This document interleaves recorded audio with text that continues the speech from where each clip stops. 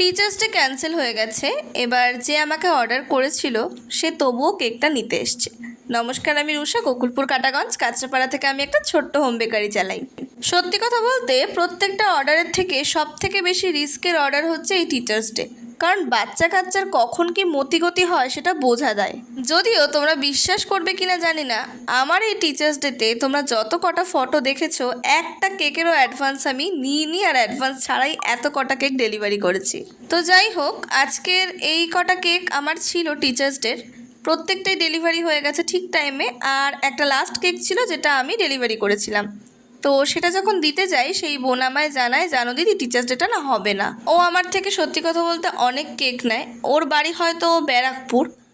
ওর কেকটা দরকার ছিল না, ও চাইলেই পারতো কেকটা ক্যান্সেল করে দিতে, কারণ যেহেতু কোনো অ্যাডভান্সও করেনি। কিন্তু ওই যে মনুষ্যত্ব বলে তো একটা ব্যাপার আছে, ও আমার থেকে এত কেক নেয়, আমার সাথে ওর সম্পর্কটা অন্যরকম।